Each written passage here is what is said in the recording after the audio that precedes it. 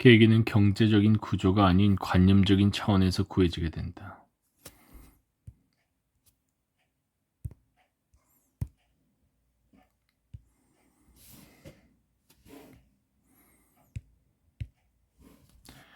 실제 칸트파 마르크스주의자나 사르트르 등은 실존적 도덕적 계기를 도입함으로써 경제 결정론적 막스주의를 보완하려고 했다. 도덕적 계기. 하지만 내가 생각하기에 그럴 필요는 없다. 경제적 하부 구조를 광의의 교환이라는 관점에서 다시 파악하면 도덕적 차원을 경제 바깥에 상정할 필요는 없다.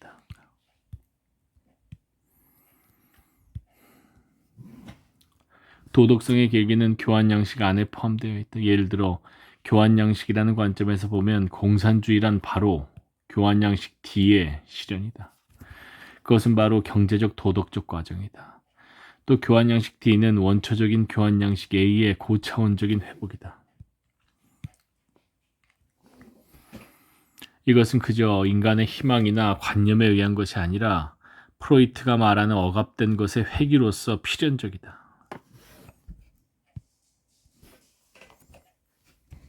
필연적.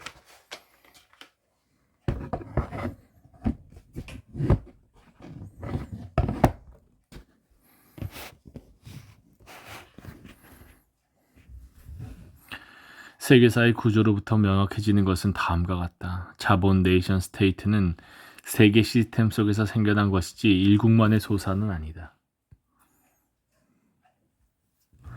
그것을 지향하는 것도 일국만으로는 불가능하다. 예를 들어 일국에서 사회주의 혁명이 일어나면 다른 나라는 바로 간섭을 하거나 이를 기회로 어부지리를 얻으려고 할 것이다. 마르크스는 당연히 그것을 고려하고 있다. 공산주의는 경제적으로는 주요한 민족들이 일거에 그리고 동시에 수행하는 것에 의해서만 가능하며 주요한 민족, 선진민족들 일거에 동시에 그것은 생산력의 보편적인 발전과 그것과 결부된 세계 교통을 전제로 하고 있다. 독일 이데올로기. 이런 이유로 마르크스는 파리 꼬민의 봉기에 반대한다. 막상 그것이 일어나자 열렬히 칭찬했지만 말이다. 왜냐하면 파리 꼬민은 한 도시 또는 기껏해야 프랑스 일국의 사건에 지나지 않았기 때문이다. 그래서 파리 꼬민 이후에 재기불능이 될 거라고 얘기한 거지. 그것은 패배할 수밖에 없었으며 만약 존속되었다고 하더라도 프랑스 혁명과 마찬가지로 공포정치에 빠질 수밖에 없다.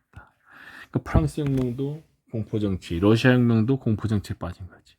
이후 러시아 혁명은 그것을 실증해 보였다. 그 이후로도 세계 동시혁명은 항상 주창되었지만 그저 슬로건에 지나지 않았다. 사회주의 혁명은 세계 동시혁명으로서만 가능하다는 마르크스의 생각을 아무도 진지하게 생각한 적이 없다. 세계 동시혁명. 세계 동시혁명이라는 신화적 비전은 지금도 남아있다. 예를 들어 다중의 글로벌한 반란이라는 이미지가 그 일리에 있다. 그것이 어떤 결과로 끝날 것인가는 빤히 보인다. 하지만 내가 말하고 싶은 것은 세계 동시혁명이라는 관념을 방기하는 것이 아니다. 그것을 다른 형태로 생각하는 것이다. 그것 이외에는 자본 네이션 스테이트를 지향할 방법이 없기 때문이다. 앞서 서술한 것처럼 2001년 이후의 사태에서 나는 글로벌한 자본과 국가의 대응운동이 품은 문제에 대해 제거할 것을 강요당했다. 그 시기 나는 칸트나 헤겔에 대해 다시 생각했다. 왜냐하면 흥미롭게도 이라크 전쟁이 통상 전문 철학자 이외에는 알지 못하는 칸트나 헤겔과 같은 고전 철학의 문제를 돌연 현대의 정치적 문명에서 소생시켰기 때문이다. 칸트나 헤겔. 예를 들어 아메리카의 네오콘 이데올로기는 프랑스 혁명, 프랑스나 독일이 지지한 유엔을 칸트주의적 몽상으로 조소했다. 그때 그들은 그 이름을 말하지 않았지만 실제로 헤겔의 관점에 서 있었다. 다른 한편으로 하버마스를 비롯한 유럽의 사회민주주의자들은 아메리카의 전쟁에 반대하며 칸트를 들고 나왔다. 나는 전자는 말할 필요도 없지만 후자를 지지할 생각도 없었다.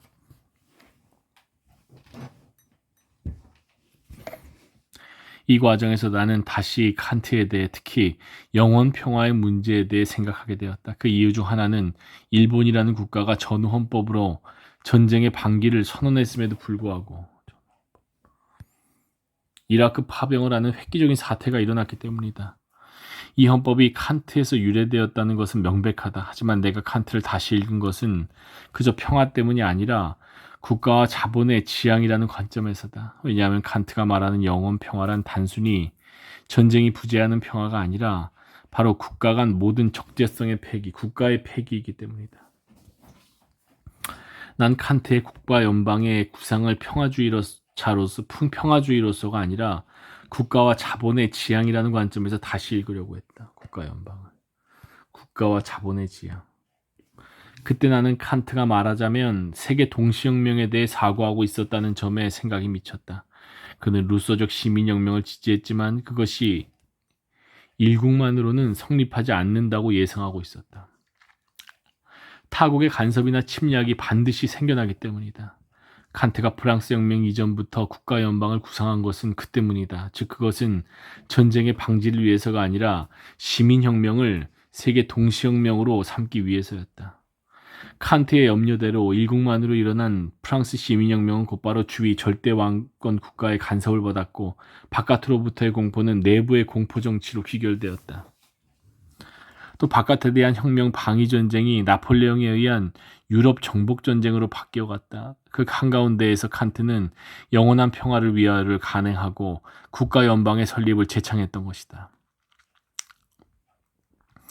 그렇기 때문에 이것은 평화주의적 구상이라고 생각되고 있다. 하지만 칸트가 지향하는 것은 전쟁의 부재로서의 평화가 아니라 국가와 자본이 지향되는 시민혁명의 세계 동시적 실현이다.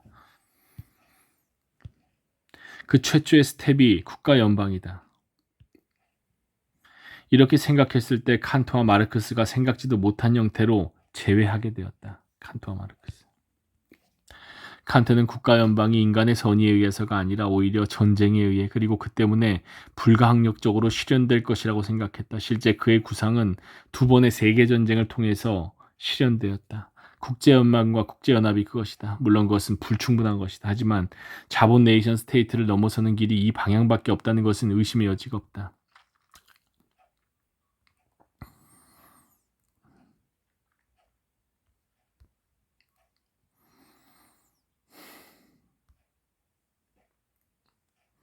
서설 교환양식론. 교환양식. 광의의 경제적 하부구조지. 1. 마르크스의 해겔 비판. 현재 선진 자본주의 국가에는 자본 네이션 스테이트라는 삼위일체 시스템이 존재한다. 그것은 다음과 같은 구조다. 먼저 자본주의적 시장 경제가 있다. 하지만 그것은 방치되면 반드시 경제적 격차와 계급 대립으로 귀결된다. 그에 대해 네이션은 공동성과 평등성을 지향하는 관점에서 자본제 경제가 초래하는 모순들의 해결을 요구한다. 모순 해결. 그리고 국가는 과세와 재분배나 규칙들을 통해 그 과제를 해결한다. 자본도 네이션도 국가도 서로 다른 것이고 각기 다른 원리에 기초하고 있는 것이지만 여기서는 서로를 보완하는 형태로 접합되어 있다. 그것들은 어느 하나를 결여해도 성립되지 않는 보로메오의 매듭이다. 이제까지 이런 구조를 파악하려고 한 사람은 없었다. 그러나 어떤 의미에서 헤겔의 법철학 강의가 그것을 파악하려고 했다고 말할 수 있다. 다만 헤겔은 자본 네이션 스테이트를 궁극적인 사회 형태로 보고 그것을 넘어서는 것을 생각하지 않았다. 그렇지만 자본 네이션 스테이트를 넘어서기 위해서는 먼저 그것을 발견해야 한다. 따라서 헤겔의 법철학 강의를 근본적으로 비판 음미하는 것에서 시작하지 않으면 안 된다.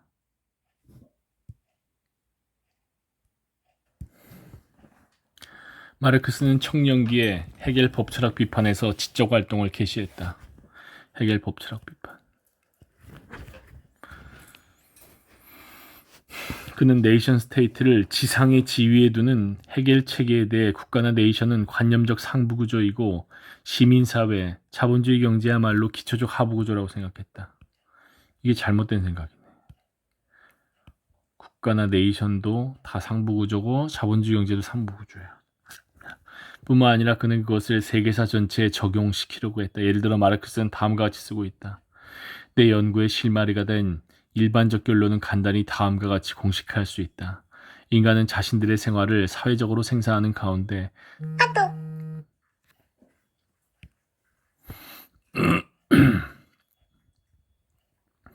자신들의 의지로부터 독립되어 있는 일정한 필연적 관계들, 즉 자신들의 물질적 생산력들의 일정한 발전 단계에 대응하는 생산 관계들에 들어선다.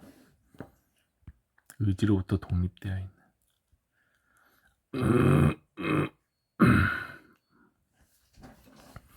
이러한 생산 관계들의 총체가 사회의 경제적 기구를 만들고 이것이 현실의 토대가 되어 그 위에 법률적, 정치적 상부 구조가 세워지고 또 일정한 사회적 의식 형태들은 이런 현실의 토대에 대응하고 있다. 물질적 생활의 생산 양식은 사회적, 정치적, 정신적 생활 과정들 일반을 제약한다. 인간의 의식이 그들의 존재를 규정하는 것이 아니라 역으로 인간의 사회적 존재가 그들의 의식을 규정한다. 경제적 기초의 변화와 더불어 거대한 상부구조 전체가 서서히 혹은 급격히 뒤집힌다. 이러한 변혁들을 고찰할 때 사람들은 자연과학적으로 정확히 확인이 가능한 경제적 생산 조건들에서 일어난 물질적 변혁과 인간들이 이러한 충돌들을 의식하고 그것과 결전하는 장인, 법률, 정치, 종교, 예술 혹은 철학의 여러 형태, 간단히 말해 이데올로기의 여러 형태들을 항상 구별해야만 한다. 대략적으로 말하자면 경제적 사회 구성체가 진보해가는 단계로서 아시아적, 고전 고대적, 봉건적 그리고 근대 부르주아적 생산 양식을 들 수 있다. 부르주아적 생산 관계들은 사회적 생산 과정의 마지막 적대 형태인데 여기서 적대적이라고 하는 것은 개인적인 적대라는 의미가 아니라 개인들의 사회적 생활 조건에서 생겨나는 적대라는 의미다. 하지만 부르주아 사회의 태내에서 발전해가는 생산력은 동시에 이런 적대 관계의 해결을 위한 물질적 조건도 만들어낸다. 이 적대 관계를 만들어가지만 동시에 그 토대에서 싸울 무기도 생겨난다는 것이. 그러므로 이 사회 구성체와 더불어 인간 사회의 전사는 조종을 울리는 것이다. 이런 견해는 이후 엥겔스 이하의 마르크스주의자에 의해 사적 윤물론이라고 불리고 있다. 여기서 문제가 되는 것은 국가 네이션을 예술이나 철학과 마찬가지로 관념적인 상부구조로 보았다는 것이다. 그것은 국가가 능동적인 주체라고 생각한 해결을 비판하고 국가를 그저 시민사회에 의해 규정된 관념적 대상으로 간주하는 것이다. 국가를 관념적 대상으로 보는 건 맞지만 시민사회 역시 관념적 구조라는 거. 여기서 먼저 다음과 같은 사고가 나왔다. 그것은 경제적 구조를 바꾸면 국가나 네이션은 자동적으로 소멸한다는 견해이다. 하지만 국가나 네이션의 능동적 주체성을 무시한 이러한 견해는 마르크스주의 운동에 다양한 실패를 가져다 주었다. 그것은 한편으로 마르크스주의자들 사이에서 국가사회주의, 스탈린주의를 가져왔고 다른 한편으로 마르크스주의에 대항하는 내셔널 사회주의, 파시즘의 승리를 가져왔다. 바꿔 말하면 자본주의를 초국하는 운동은 국가와 네이션을 해소하기는커녕 그것들을 유례없이 강화하는 것으로 귀결되었던 것이다. 이런 경험은 마르크스주의자에게 있어 커다란 교훈이 되었다. 그 때문에 그들은 상부구조의 상대적 자립성을 중시하기에 이르렀다. 예를 들어 프랑크푸르트 학파로 대표되는 마르크스주의자는 베버의 사회학이나 프로이트의 정신분석을 도입했다. 물론 그것을 통해 경제적인 하부구조에 의한 규정이라는 개념을 버린 것은 아니다. 하지만 실제로는 경제적 하부구조를 음미하지 않고 그저 보류하려고 했던 것이다. 또 그와 같은 경향은 문학, 철학 등의 자율성에 대한 강조, 텍스트 해석의 결정 불가능성이라는 주장과 연결되어 포스트 모더니즘의 한 원천이 되었다. 하지만 이처럼 상부구조의 상대적 자립성을 말하는 것은 실제로 예를 들어 국가나 네이션이란 역사적으로 형성된 표상의 산물이어서 계몽을 통해 해소할 수 있다는 사고로 귀결될 뿐이다. 그것은 국가나 네이션이 어떤 종류의 하부구조에서 기인하고 있다는 것, 바로 그 때문에 능동적 주체성을 가진다는 것을 보지 않는 것이다. 어떤 종류의 하부구조, 교환 양식이지.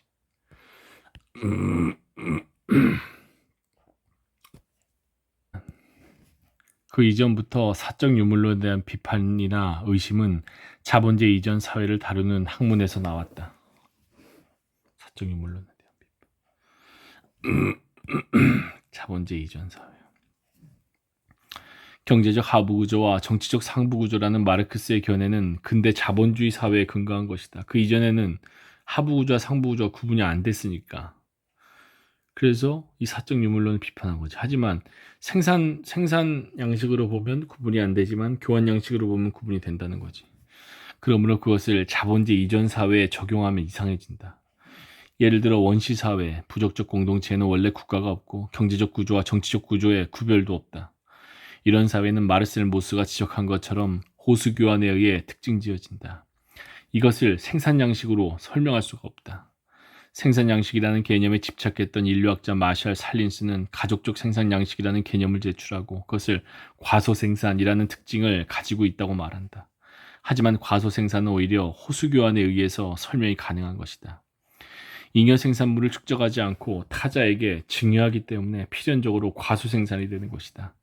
다음으로 아시아적 생산 양식의 경우 국가장치, 군 관료, 경찰기구 등은 경제적인 생산관계 위에 있는 것이 아니다. 황제, 왕과 그것을 뒷받침하는 관료층과 피지배자의 정치적 관계는 그것 자체가 경제적인 관계다. 그래서 경제적 구조와 정치적 구조에 구별이 없다. 여기서는 생산 양식이 하부 구조라고 말할 재간이 없는 거지. 고전, 고대, 그리스 로마에 관해서도 마찬가지다.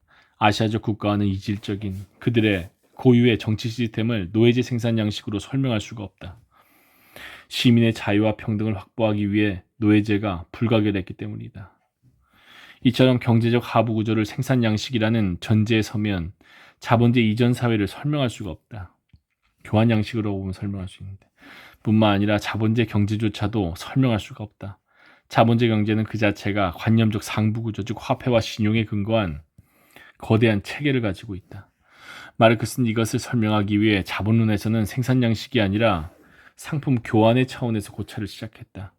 자본주의적 생산 양식, 즉 자본과 노동자의 관계는 화폐와 상품의 관계, 교환 양식을 통해 조직된 것이다. 그런데도 사적 유물론을 주장하는 마르크스주의자는 자본론을 충분히 읽지도 않고 생산 양식이라는 개념을 되풀이했을 뿐이다. 그러므로 우리는 생산 양식 이꼴 경제적 하부 구조라는 관점을 방기해야 한다. 하지만 그것은 경제적 하부 구조 일반을 방기하는 것이 결코 아니다. 그저 생산 양식 대신 교환 양식에서 출발하면 되는 것이다. 교환이 경제적 개념이라고 한다면 모든 교환 양식은 경제적인 것이다. 즉 경제적을 넓은 의미에서 보면 경제적 하부 구조에 의해 사회 구성체가 결정된다고 해도 지장이 없다. 예를 들어 국가나 네이션은 각기 다른 교환 양식, 경제적 하부 구조에서 유래하고 있다. 그것들을 경제적 하부 구조로부터 구별하여 관념적 상부 구조로 간주하는 것은 이상하다. 국가나 네이션을 단순히 계몽으로 해소할 수 없는 것은 그것이 어떤 종류의 교환 양식에서 기인하고 있기 때문이다. 물론 그것들은 관념적 형태를 취한다. 하지만 그것은 상품 교환에서 기인한 자본주의 경제에 관해서도 마찬가지다. 자본주의 시스템은 물질적이기는커녕 신용에 근거하는 관념적 세계다. 그러므로 그것은 항상 공황, 위기를 내포하는 것이다. 2. 교환 양식의 타입. 교환이라면 상품 교환이 바로 연상된다. 상품 교환의 양식이 지배적인 자본주의 사회에 있는 한 그것은 당연하다. 하지만 그것과는 다른 타입의 교환이 존재한다. 다른 타입의 교환. 첫째는 증여, 담내라는 호수이다. 인류학자 마르셀 모스는 미개 사회에서 음식, 재산, 여성, 토지, 봉사, 노동, 의뢰 등 다양한 것이 증여되고 담내가 되는 호수적 시스템에서 사회 구성체를 형성하는 원리를 발견했다. 그런데 이것은 미개 사회에 한정된 것이 아니라 일반적으로 다양한 타입의 공동체에 존재한다. 그러나 엄밀히 말해 이런 교환 양식 A는 공동체 내부 원리가 아니다.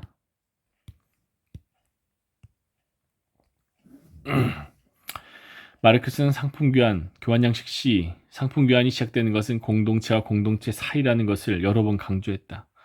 상품 교환은 공동체가 끝나는 곳에서 공동체 내부 원리가 아니라는 거지.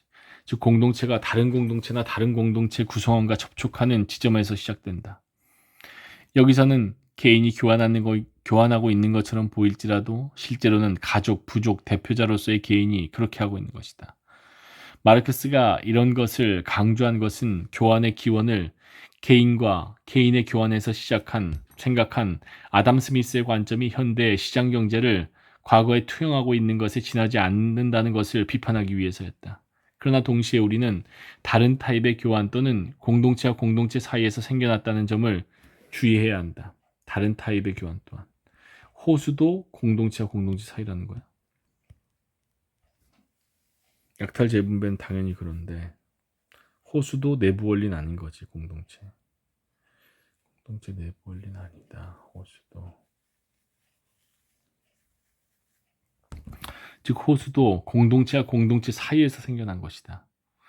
이런 의미에서 호수는 세대 안에서의 공동기탁과 공동체 내부에 생긴 거지. 공동기탁과 구별되어야 한다. 예를 들어 수세대로 이루어진 수렵 채진민의 밴드에서 획득물은 전부 공동기탁되고 평등하게 재분배된다. 하지만 이런 공동기탁 재분배는 세대 내지 수세대로 이루어진 밴드 내부에만 존재하는 원리다. 그에 반해 호수는 세대나 밴드가 그 밖의 세대나 밴드 사이에 항상적인 우호관계를 형성했을 때 행해지는 것이다. 공동체와 공동체 사이라는 거지. 즉 호수를 통해 세대를 넘어서는 상위 집단이 형성되는 것이다. 따라서 호수는 공동체 원리라기보다는 커다란 공동체를 성층적으로 형성하는 원리이다. 이어서 교환양식 B 또한 공동체 사이에서 생겨난다. 그것은 하나의 공동체가 다른 공동체를 침략하는 것에서 시작된다. 약탈은 그 자체가 교환은 아니다. 그렇다면 약탈은 어떻게 교환 양식이 되는 것일까? 계속적으로 약탈하려면 지배 공동체는 단순히 약탈만 하는 게 아니라 상대에게도 무언가를 주지 않으면 안 된다. 즉 지배 공동체는 복종하는 피지배 공동체를 다른 침략자로부터 보호하고 관계 등의 공공사업을 통해 육성하는 것이다. 이것이 국가의 원형이다. 막스 베버는 국가의 본질은 폭력 독점에 있다고 서술한다. 그런데 이것은 단순히 국가가 폭력에 근거하고 있다는 것만을 뜻하는 것이 아니다. 국가는 국가 이외의 폭력을 금지함으로써 복종하는 자들을 폭력으로부터 보호한다. 즉 국가가 성립하는 것은 피지배자가 복종을 통해 안전과 안녕을 부여받는 일종의 교환을 의미할 때이다. 이것이 교환양식 B이다. 여기서 부가해두지만 경제인류학자 칼 폴라니는 인간의 경제 일반의 주요한 통합 형태로 호수나 상품 교환 이외에 재분배를 들고 있다. 그는 재분배를 미개 사회에서 현대 복지국가에 이르기까지 일관되게 존재하는 것으로 보았다. 하지만 미개 사회에서의 재분배와 국가에 의한 이 재분배는 이질적이다.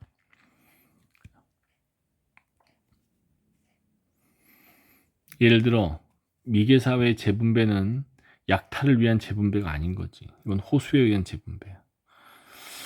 예를 들어 수장제 사회에서는 각 세대는 말하자면 수장에 의해 과세가 되고 있는 것처럼 보인다. 하지만 이것은 어디까지나 호수적 강제에 의한 공동기탁이다.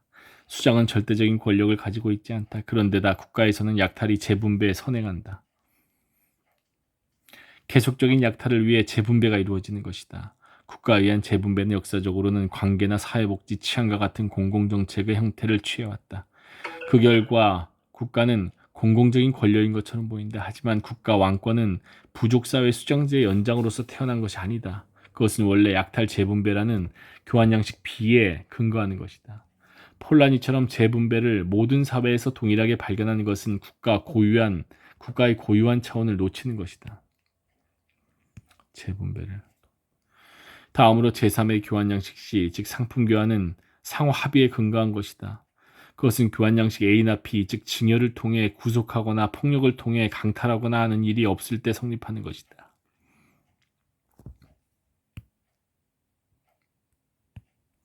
즉 상품 교환은 서로가 타인을 자유로운 존재로서 승인할 때만 성립한다. 그러므로 상품 교환이 발달할 때 그것은 각 개인을 증여 원리에 근거하는 일차적 공동체의 구속으로부터 독립시키는 것이 된다.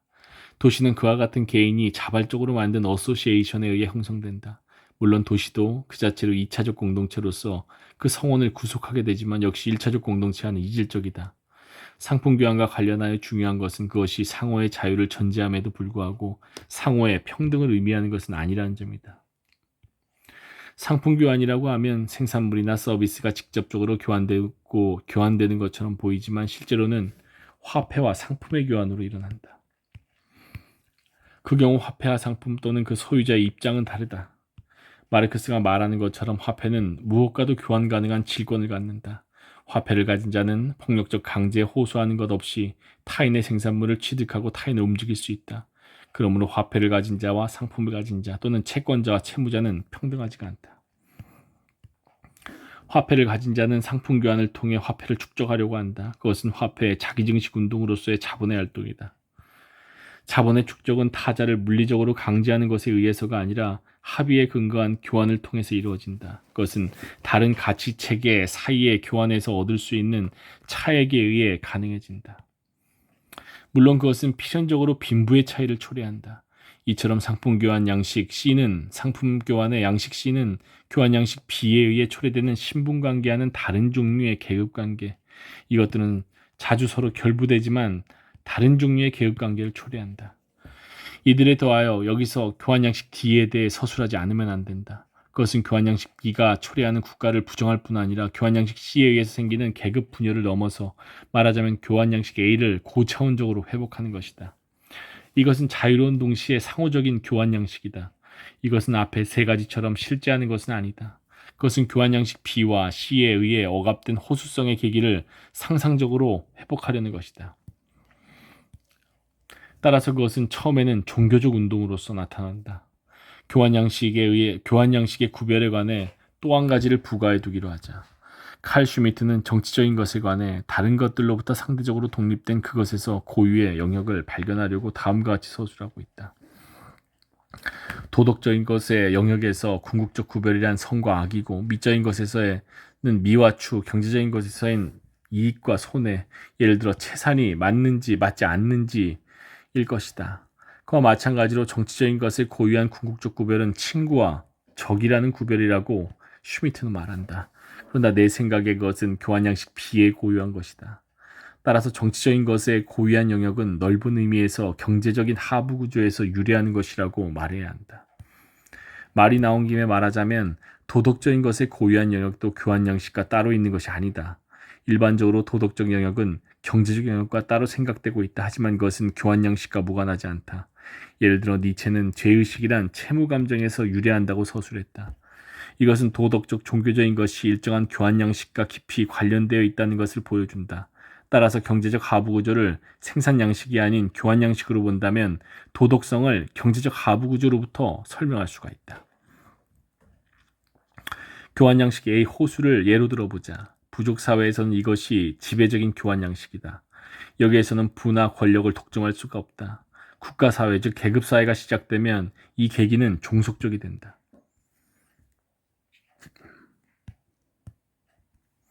거기서는 교환 양식 B가 지배적이다. 게다가 교환 양식 C도 발전한다. 교환 양식 C가 지배적이 되는 것은 자본제 사회이다. 그러나 그 과정에서 교환 양식 A는 억압되지만 소멸되는 것은 아니다. 오히려 그것은 프로이트의 말을 빌리자면 억압된 것의 회기로서 회복된다. 그것이 교환 양식 D이다. 교환 양식 D는 교환 양식 A의 고차원적인 회복이다. 교환 양식 D는 먼저 고대 제국의 단계에서 교환 양식 B와 C의 지배를 넘어서는 것으로 개시되었다. 그것은 또 그와 같은 체제를 뒷받침할 뿐인 전통적 공동체의 구속을 넘어서는 것이기도 하다. 그러므로 교환 양식 D는 교환 양식 A로의 회귀가 아니라 그것을 부정하면서 고차원적으로 회복하는 것이다. 교환 양식 D를 단적으로 드러내는 것은 기독교든 불교든 보편 종교의 창시기에 존재한 공산주의적 집단이다. 그 이후도 사회주의 운동은 종교적 형태를 취해왔다. 19세기 후반 이후 사회주의는 종교적인 색채를 갖지 않게 되었다. 그러나 중요한 것은 사회주의가 근본적으로 교환 양식 A를 고차원적으로 회복하는 데 있다는 점이다. 예를 들어 한나 아렌트는 평의의 꼬미니즘, 소비에트 또는 레테에 관해 그것이 혁명의 전통이나 이론의 결과로서가 아니라 언제 어디서든 완전히 자발적으로 그때마다 그때까지 전혀 없었던 것처럼 출현한다는 점을 지적하고 있다. 이것은 자연 발생적인 평의의 꼬미니즘이 교환 양식 A의 고차원적인 회복이라는 것을 보여준다. 자발적으로, 완전히 자발적으로. 교환 양식 D 및 그것에서 유래하는 사회 구성체를 예를 들어 사회주의, 공산주의, 아나키즘, 평의의 꼬미니즘, 어소시에이셔니즘 이라는 이름으로 불러도 좋다. 하지만 그들 개념에는 역사적으로 다양한 의미가 부착되어 있기 때문에 어떻게 부르든 오해나 혼란을 초래하게 된다. 그러므로 나는 그것을 그저 X라고 부르기로 한다. 중요한 것은 말이 아니라 그것이 어떤 위상에 있는지를 아는 것이기 때문이다. 이상을 정리하면 교환 양식은 호수, 약탈과 재분배, 상품 교환, 그리고 X라는 식으로 크게 네 가지로 구별된다. 이들은 그림 1과 같은 매트릭스로 제시된다. 이것은 횡축에서는 불평등, 평등, 중축에서는 구속, 자유라는 구별에 의해 구성된다. 그리고 그림 2에 이것의 역사적 파생태인 자본 네이션 국가 그리고 X가 놓인다. 다음으로 중요한 것은 실제 사회 구성체는 이런 교환 양식의 복합으로서 존재한다는 점이다. 교환 양식의 복합. 미리 말하자면 역사적으로 사회 구성체는 이와 같은 양식들을 전부 포함하고 있다. 하지만 어느 것이 주요한가에 의해 달라진다. 부족 사회에서는 호수적 교환 양식 A가 지배적이다. 하지만 그것은 B나 C가 존재하지 않는다는 것을 의미하지 않는다. 예를 들어 전쟁이나 교역은 항상 존재하는 것이다. 다만 B나 C와 같은 계기는 호수 원리에 의해 억제되기 때문에 B가 지배적인 사회 즉 국가 사회로 바뀌지 않는 것이다. 한편 B가 지배적인 사회에서도 A는 다른 형태를 취해 존속했다. 예를 들어 농민 공동체로서, 또 교환 양식지도 발전했다. 예를 들어 도시로서. 그러나 자본제 이후의 사회 구성체에서는 이런 요소가 국가에 의해 위로부터 관리 통제되었다. 교환 양식 B가 지배적이라는 것은 이와 같은 의미다. 다음으로 교환 양식 C가 지배적이 되는 것은 바로 자본제 사회이다. 다 줬어. 자기야 다 줬어. 마르크스가 생각하기에 자본제 사회 구성체는 자본제 생산이라는 생산 양식에 의해 규정되는 사회이다. 그런데 자본제 생산을 특징 짓는 것은 무엇일까? 그것은 분업과 협업이나 기계의 사용과 같은 생산 양식에 있는 것이 아니다. 왜냐하면 그런 것이라면 노예제에서도 가능하기 때문이다. 또 자본제 생산은 상품 생산 일반으로 해소되지 않는다. 왜냐하면 노예제도 농노제도 상품 생산이고 또 그것 때문에 발전했기 때문이다. 자본제 생산이 노예제나 농노제와 다른 것은 그것이 노동력 상품에 의한 상품 생산이라는 데 있다. 노예제 사회에서는 인간이 상품이 된다. 따라서 인간이 상품이 되지 않고 인간의 노동력이 상품화되는 사회가 아니라면 자본제 생산은 불가능하다. 인간의 노동력이 상품화, 인간이 상품이 아니고. 또 그것은 토지의 상품화를 포함하여 사회 전체의 상품 교환이 침투하지 않으면 생기지 않는다. 그러므로 자본제 생산은 생산 양식이 아니라 교환 양식에서 보아야 이해할 수 있다. 다음으로 중요한 것은 실제 사회 구성체는 이런 교환 양식의 복합으로서 존재한다는 점이다.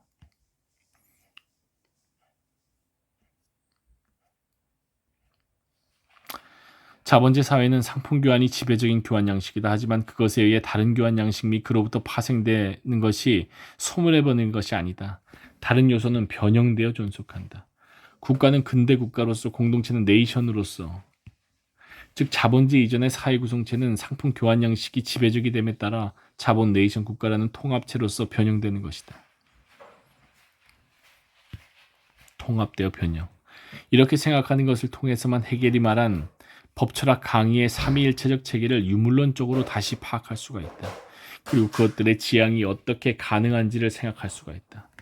마르크스주의자는 국가나 네이션을 이데올로기적 상부구조로 간주해왔다. 하지만 국가나 네이션이 자본주의적 경제적 구조로 환원되지 않는 자립성을 갖는 것은 그것들이 상대적으로 자립성을 가진 이데올로기적 상부구조로 존재하기 때문이 아니다.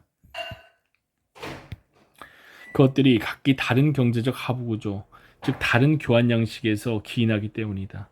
마르크스 자신이 해명하려고 한 것은 상품 교환 양식이 형성하는 세계만이었다. 그것이 자본론이다. 하지만 그것은 다른 교환 양식이 형성하는 세계, 국가나 네이션을 괄호에 넣음으로써였다. 내가 여기서 시도하고 싶은 것은 다른 교환 양식이 각각 형성하는 세계를 고찰함과 더불어 그것들의 복잡한 결합으로서 존재하는 사회 구성체의 역사적 변천을 보는 것이다. 그리고 이것들을 지향하는 것이 어떻게 가능한가를 지켜보는 것이다. 43쪽